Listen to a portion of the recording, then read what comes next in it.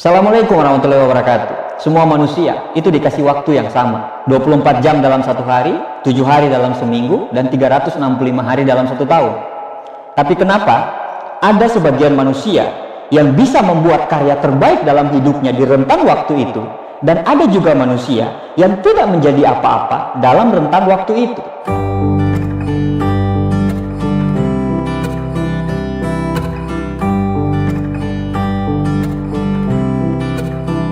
Kehidupan dan waktu itu adalah dua hal yang tidak bisa kita pisahkan. Jika kita sudah menyia-nyiakan waktu, itu sama aja kita sudah menyia-nyiakan hidup.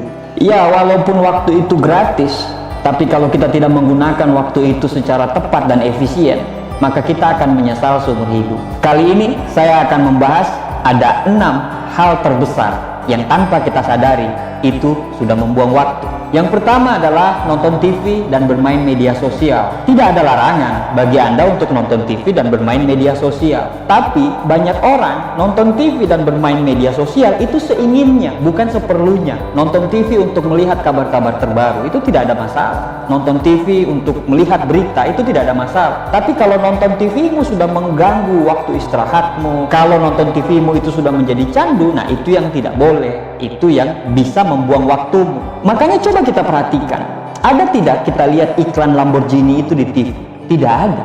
Kenapa? Karena pemiliknya tahu orang-orang yang mampu bisa membeli mobil mereka itu tidak pernah nonton TV. Begitu juga dengan media sosial. Memang media sosial ini bisa berfungsi sebagai personal branding, bisa berfungsi untuk kita jualan online, atau kita berfungsi untuk senang-senang. Nah, kalau mamanya kita memakai media sosial itu untuk personal branding atau jualan, ya itu tuh kerjaan, bukan membuang waktu. Menyelami sosial media itu boleh-boleh saja, selama kalau Anda mau belajar di situ. Tapi kalau sampai media sosial itu membuang-buang waktu, nanti akhirnya apa? Akan menurunkan produktivitas kita. Kita larut di media sosial, akhirnya tidurnya pun larut, akhirnya besok pagi yang rencana kita paginya mau melakukan olahraga atau mau ke kampus atau mau melakukan sesuatu aktivitas, akhirnya tertunda lagi karena tidurnya kita terlalu larut dan juga akhirnya bangunnya kesiangan.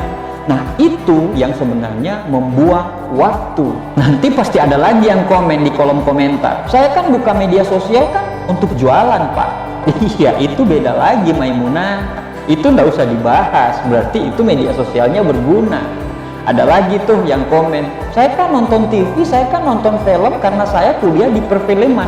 Itu beda lagi, Bambang. Berarti Anda belajar di situ. Maksud saya, membuang waktu itu adalah mempergunakan media sosial dan nonton TV itu sehingga pekerjaan-pekerjaan lain jadi terlantar. Memakai media sosial itu seperlunya aja, bukan seinginnya. Memakai media sosial, nonton TV itu untuk membunuh waktu, atau memakai media sosial itu untuk membuang waktu. Kalau membunuh waktu, misalnya begini, kita menunggu seseorang, kita buka media sosial, itu namanya membunuh waktu. Tapi kalau membuang waktu, itu ada pekerjaan yang harus kita selesaikan. Tapi pas kita lihat notifikasi handphone, kita buka lagi handphone, akhirnya kita menyelam lagi di situ, akhirnya kita lupa apa yang harusnya pekerjaan yang kita prioritaskan. Nah, itu namanya buang-buang waktu. Yang kedua adalah menunda. Apapun alasannya, menunda itu adalah sesuatu yang tidak baik. Alasan kebanyakan orang melakukan penundaan karena dia tidak menyukai pekerjaan tersebut. Tapi kalau Anda menunda sekarang, sama aja Anda menumpuk pekerjaan untuk besok. Padahal harusnya besok Anda bisa melakukan hal-hal yang lain kalau Anda mengerjakan itu sekarang. Cuman karena Anda malas, cuman karena Anda tidak suka dengan pekerjaan itu, akhirnya Anda menundanya untuk dilakukan besok. Dan juga yang namanya menunda ini itu bikin hati tidak tenang. Pada saat kita tidak bisa menyelesaikan pekerjaan itu sekarang, padahal di jadwal kita pekerjaan itu harus selesai sekarang dan kita tidak menyelesaikan itu, kita akan selalu merasa bersalah dan selalu terngiang-ngiang terus dan membuat satu harinya kita itu menjadi tidak tenang. Harusnya kalau kita tidak menunda, pekerjaan itu bisa kita lakukan sekarang sesuai jadwal, dan besoknya lagi kita mengambil tanggung jawab yang lain lagi.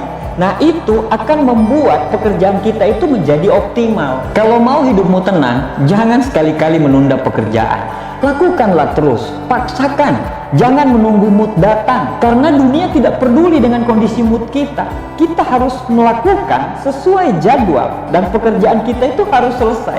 Yang ketiga adalah selalu mengiyakan ajakan orang. Ya nggak apa-apa, berarti Anda orang yang baik. Tapi yang salah itu apabila Anda mengiyakan permintaan tersebut, tapi Anda lagi mengerjakan hal-hal yang harus Anda lakukan. Itu yang buang-buang waktu, itu yang keliru, itu yang salah. Tidak selamanya kita harus mengiyakan kemauan orang. Tidak selamanya kita mengiyakan supaya orang lain itu senang, tapi membuat kita menderita. Kalau Anda mengiyakan permintaan orang, tapi semua pekerjaan Anda itu sudah Anda kerjakan, Anda dalam kondisi santai, dan itu tidak mengganggu pekerjaan Anda, ya nggak apa-apa Anda mengiyakan kemauan orang lain.